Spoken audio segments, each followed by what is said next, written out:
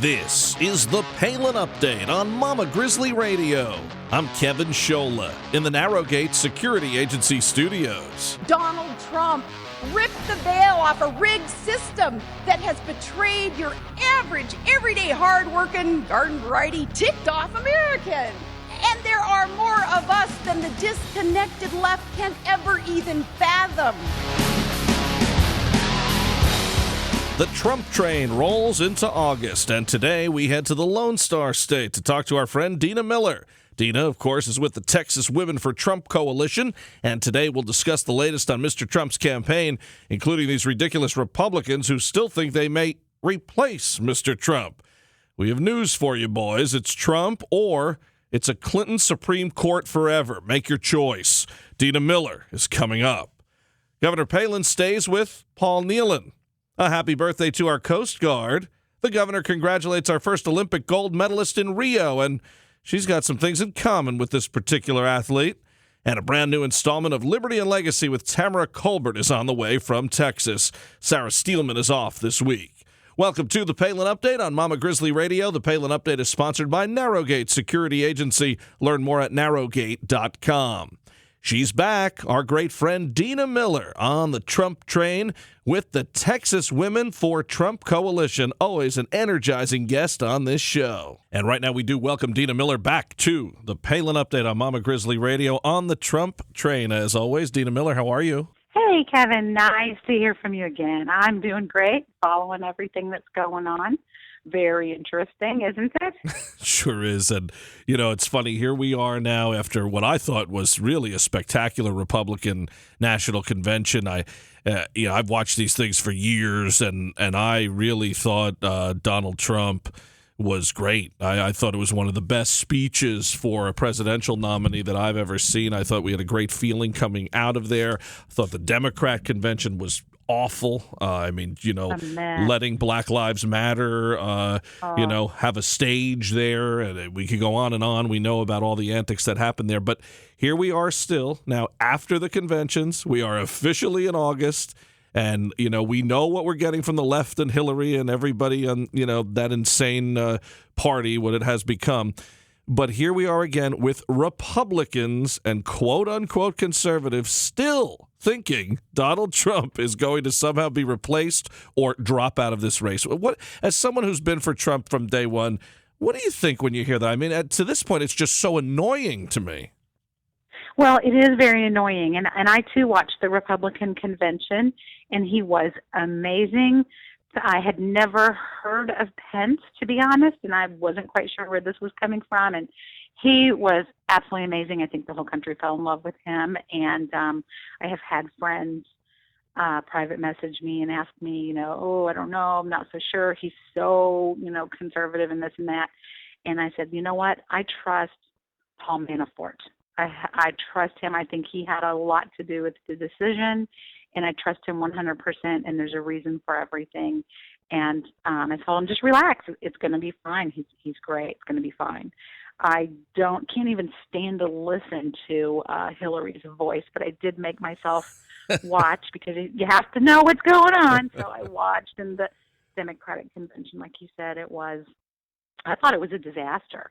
I thought it was everything that all the naysayers said was going to happen at the Republican convention happened at the Democratic convention. It was just I couldn't believe it. I don't know what the world's coming to, that there are actually people that would vote for this woman. Everything that keeps coming out, and I don't think we've heard the end of it. I think there's going to be more. And how anyone, I don't care if you're a Democrat or Republican or whatever, how anybody in their right mind could think that this woman should run our country. I don't know. I'm baffled. My brain is boggled. I just don't get it. I know there are people that are so desperate to be part of the generation that sees a first woman president, but it can't be her. We cannot be that desperate. We're going to go downhill in a bucket and I do believe that if the only way Trump does not win is, like he says, if it's rigged. There's just no way that many people can be completely, just the wool pulled over their eyes They don't want to believe what's right in front of their face. The evidence keeps coming out, more and more and more of it. And there's so many people on Facebook that I argue with. I try not to argue with people, but it gets so frustrating. They don't want to believe it. But we know about the people who are going to vote for Hillary, and we know most of them, are beyond, any type of conversation or trying to change their mind. And we know she has her percentage that she's going to get. But what gets me are these Republicans who are still out there, the never Trump, the whole, well, we're not going to vote for him. We don't like Donald Trump. I'm not worried about it. I don't think it's as big as what the media is trying to make us believe. I think that's the media trying to tell people that. And they get their Hillary supporters all excited. Oh, even the Republicans aren't liking Trump. I don't buy it. I have so many friends that love Trump. I proudly have my Trump bumper sticker on my car. And I got a note left on my car. A note on my windshield. Awesome bumper sticker, go Trump. Oh yeah, no, we get it every day. The horns are beeping. The delivery guy the other day was all fired up when he came to the house when he saw the signs on the lawn. But what I mean, I just don't think I believe it. And I think I tend to agree with you on that. And Trump has touched on silent majority, and we hope that that's true. And I've talked to a lot of people who would never put a sign or a sticker up, but are wholeheartedly behind him. Yeah. But what I'm talking about, actual elected officials. We saw Ted Cruz, most ridiculous thing ever. Cruz is an ass. Not speaking for Trump at the convention. People say, well, he doesn't have to. No. Well, of course he doesn't. But that's like going to a wedding and calling the bride a slut in the microphone. No, I mean, he you tooted just his own horn don't because do he's it. trying to set himself up for the next election. He thinks he has another chance. He doesn't have a chance. He's not going to get slid in last minute. It's not going to happen. That's ridiculousness. It's Trump versus Hillary all the way. There are not going to be any changes this late in the game. That's the goofiest thing I ever heard. So people need to deal with it. This is what it is. And the list goes on, though. I mean, you talk about from whether it's Romney or others who are wholeheartedly anti-Trump or those who have been wishy-washy at best, Bush, others. Okay, we don't want them, don't need them, fine.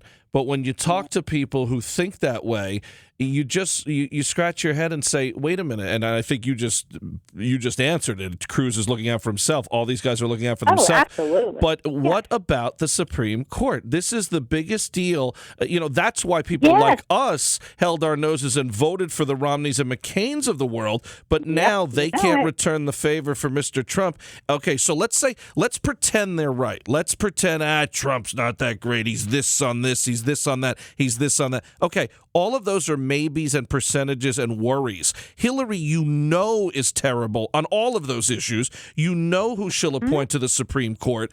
Let's say you don't like Trump. Awful. After 4 years, you can primary him out. You can try to get him out in another way.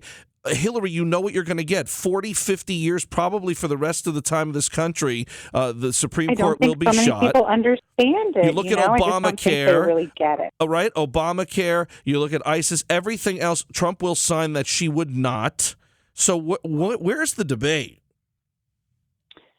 I know people I just don't get them at all. I really don't. But I really just think that those people are few and far between. I personally, just my gut, which I always go with my gut, it's someplace between your head and your heart. And I just feel like we don't have anything to worry about. All this, during the prelims and everything, the primaries, people were saying, oh, he'll never make it. Oh my gosh, this happened. And he just got stronger and stronger. And to me, it didn't, they thought that was going to be hard. I think he made it look easy. Easy. I didn't see anything hard about it. He just won people over every next rally. His rallies are huge. You don't get that many people. It's a huge deal to go to a rally. It's a lot of time out of your day. People travel pretty far for those. And to deal with that many people, it's just a mess. Starts hours after you actually get there. But you make a great point, and he did make it look easy. And you know why? Because it was a Reagan-esque, it was a Palin-esque delivery, and it was just like Dr. Ben Carson said on this program a while back, and I'll paraphrase, he doesn't need a teleprompter. It's easy to speak when you just speak how you feel and from your heart. Or your gut, as Dena Miller said. The rest of us. You speak the way the rest of us speak, like a normal person, not a politician with those words that, they feel all have to be And then they said tear him during apart for that, though, script. too. Then they say, oh, what? Look at Trump said. So they're worried about his words instead of Hillary and Obama's deeds. These Republicans who are against him, though, could you imagine losing the country, not the election, losing the country over spite? Because there's really no other reason to not support this candidate right now. And we've seen it, again and again, the hijinks from these guys. It's ridiculous, and it's Trump can't win no matter what he does, because you see this week, people who don't like Ryan or McCain, and you could certainly add a lot of folks that are close to this program on that list. If he didn't support them, they'd say, look, he doesn't want party unity. He doesn't want to win. If he supports him, what's he doing now? Exactly. Now he's so. And I've seen there's that no right too. answer. I had a thread. Yeah, I had a thread exactly on that subject with a good friend of mine, talking about, well, gosh, how can we be sure if he doesn't bet? He's a day late and a dollar short, is what he said, supporting, coming in and endorsing Ryan and McCain. And I said, I don't really care if he endorses them or not, personally. Right. What does it change my mind? Means nothing. I don't really care. Means, and they tried to get him on the whole Pence thing and how Pence endorsed first. And I think that's great that Trump says Governor Pence is his own man. You do what you want. I mean, you pick who you want and what you want. What does this have to do with policy and about what he'll do once in? And again, whatever you're questioning about Trump, we know what you're going to get from Hillary. And it's really bad. It's very bad, and it's a scary, scary thought what's going to happen to this country if that woman is able to finagle her way in. I cannot believe she's not in jail. I think that some more stuff is coming out, and we will be a laughing stock of the world if this woman, the whole world knows what she's done. Now, I think you're going to agree with me on this, but I want to pick your brain on this quickly because I want to get your take. I think, and you mentioned how he won the primary and how well he did and how he spoke. I think he needs to keep up that exact same tactic going forward. Oh, yes. I don't think we want to see him change. He needs to call it as it is and brutally honest, which I think people love. I also think it makes people laugh. I think it gives you, we all need a laugh these days. He does everything in one shot. He's optimistic about the country, yet serious about the problems. When you're calling people crooked or liars or goofy or crazy, yeah, that may be not the greatest thing to say about someone if it weren't true. But when these people are really doing things to harm our country, that's a good thing. And he also needs to stick to the topics that got him here, which are safety and immigration and jobs. Exactly. He gets that. They know how to get him sidetracked.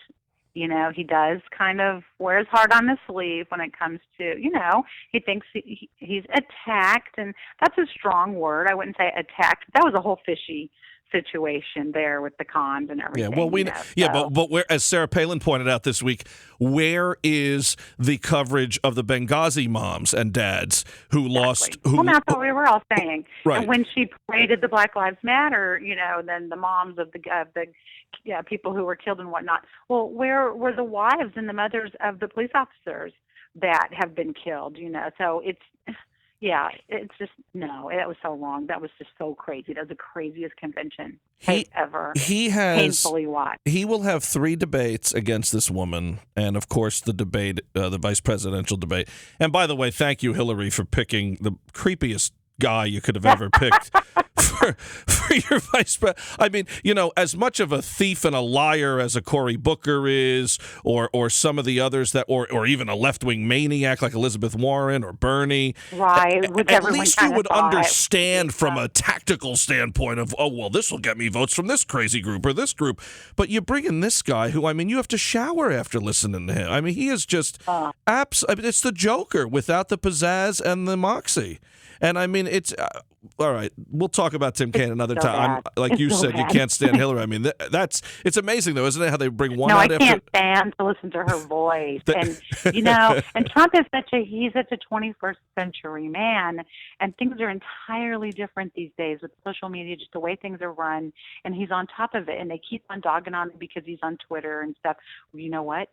That's the way you reach the masses today. It Not is. your ugly commercials that Yep. you spent millions of dollars making these commercials to trash the other person.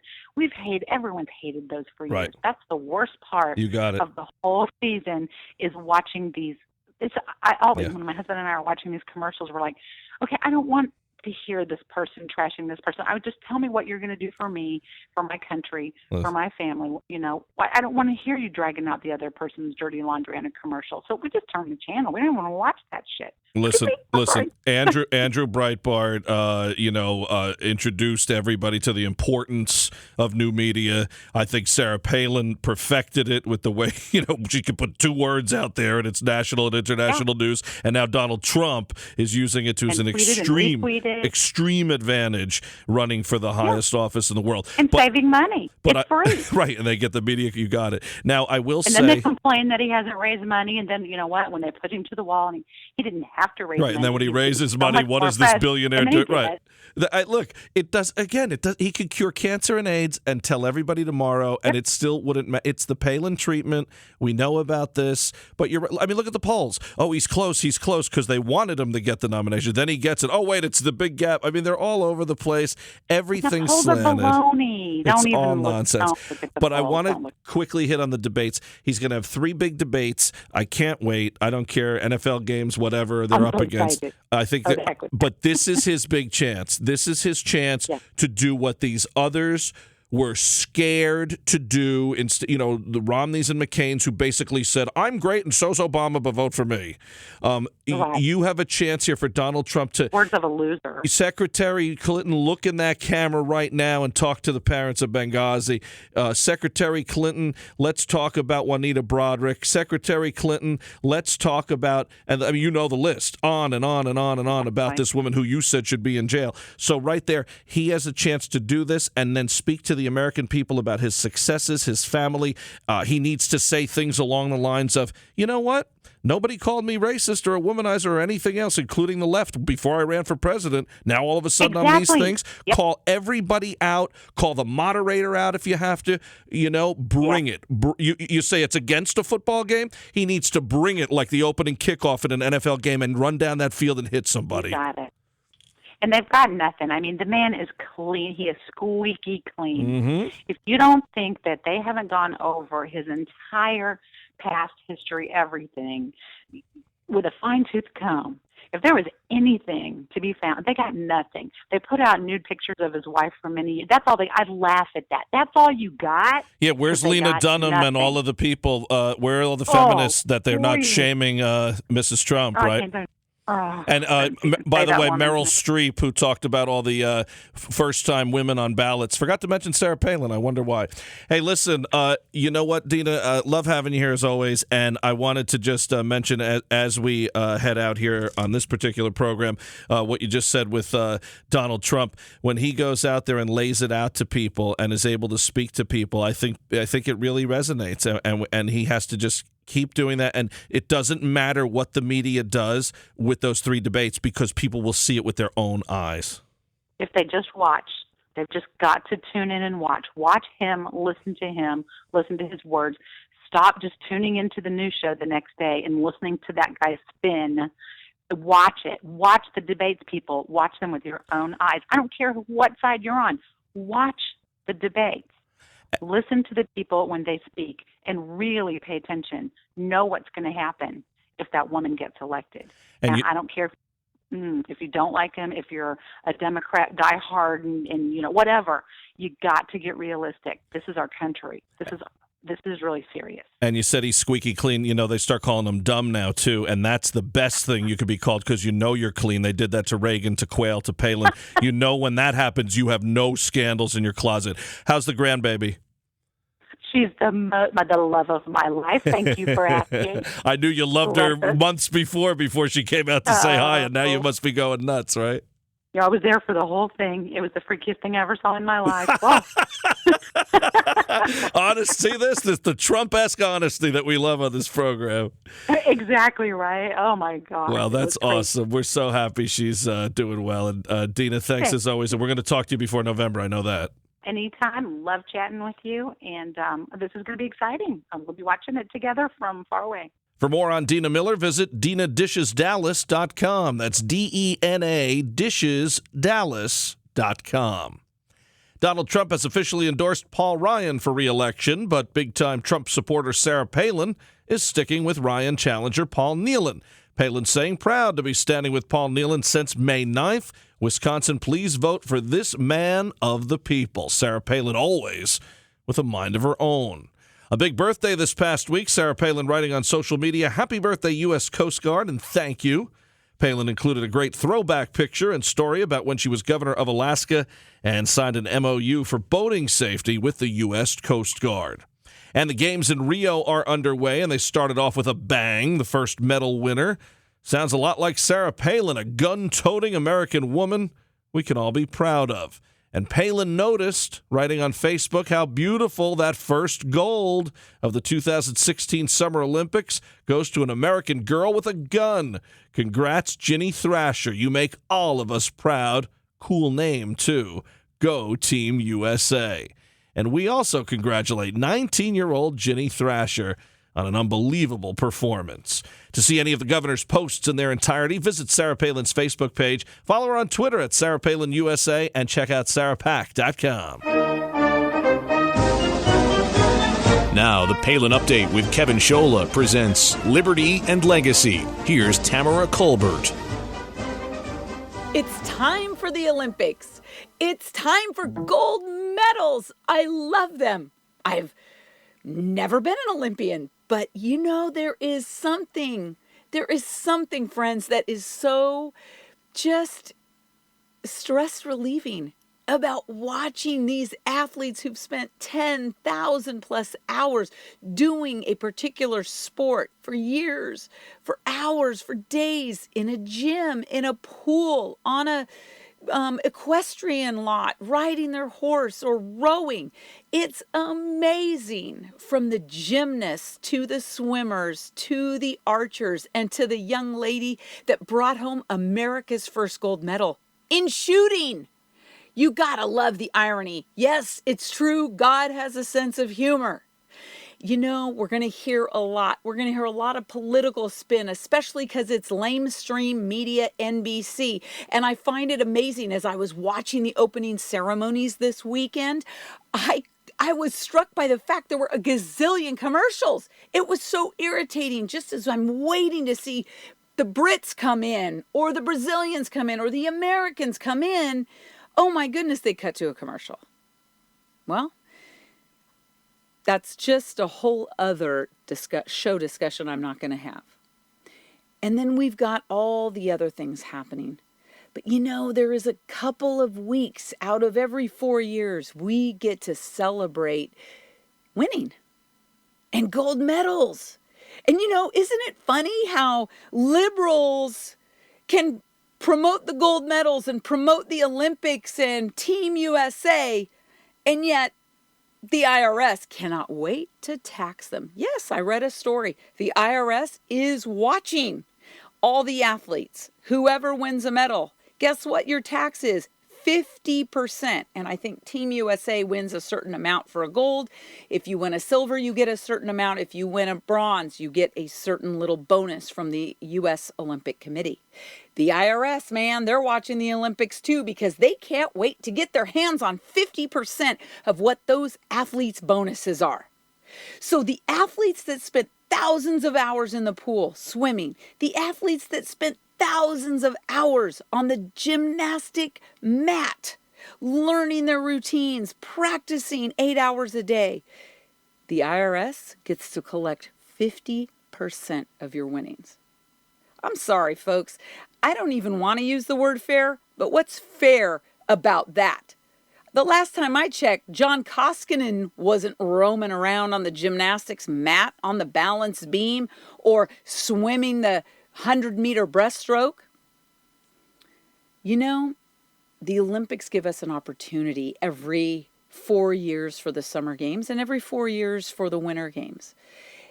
But the opportunity is for us to come together as a nation, for us to look and admire people for what? Their success. And yet the ironic thing is that the liberals every day are telling us that if you are rich, if you are white, if you are successful, you're bad, you're evil, you're corrupt, and you're nothing. I gotta be honest with you. I like winning. I want a gold medal. I want a gold medal for saving our country. Don't you? I guess mine'll be a virtual gold medal. I encourage you, as you are watching these Olympic Games over the next couple of weeks, don't worry about all the political speech and the environmental mumbo-jumbo that NBC is going to try to give you in between all of the Olympic sport games. I encourage you to look at those athletes and look at the time they spent and look at how proud they are to represent the United States of America in their sport at the Olympics, to try to achieve their dreams, to be the best they possibly can be. Folks, we're in the same opportunity for our nation. Man, we are struggling right now. And you can think of November 8th as the Olympic Games of politics. Are we going to sit on the sidelines? Or are we going to flex our muscles? Are we going to put in the time walking the streets, registering voters? Are we going to put the time in to study the ballots, to study the candidates? Are we going to put the time in by talking to everyone we possibly can talk to about why they need to vote for a conservative, why they need to vote for liberty? Liberty, not a corrupt Hillary Clinton, who should be in jail right now. This is the political Olympics coming up. We're in the home stretch. The games are going to begin now, not just on the Olympic playing fields in Rio de Janeiro. They've begun now in the United States of America, and the most important thing we have to focus on is bringing the gold home for our side, for our team on November 8th. And I can't think of anybody else but Donald Trump at this point. There is no other option. We must win. We must succeed because the state, the sake, and the future of our nation hinges upon November 8th. So it's time to dust off your shoes. It's time to put on that sweatshirt. It's time to put that Olympic can-do attitude in your mind. Ladies and gentlemen, it's time to save America. We are in the Olympic race of our lifetime for our nation. You know, you can always join me. I'm doing it every day with the Convention of States Project. We are going to save the country, and I want you on my team. I want you on the team that's going to save the American Republic. We are the guardians of liberty.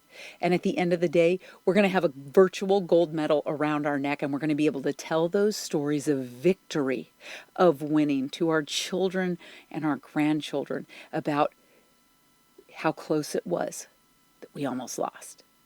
But that in the end, we pulled out the victory because we did it better than the other guy. I'm Tamara Colbert for Mama Grizzly Radio. Tamara Colbert in Texas. Tune in for more Liberty and Legacy next week. And to learn about Convention of States, head to conventionofstates.com.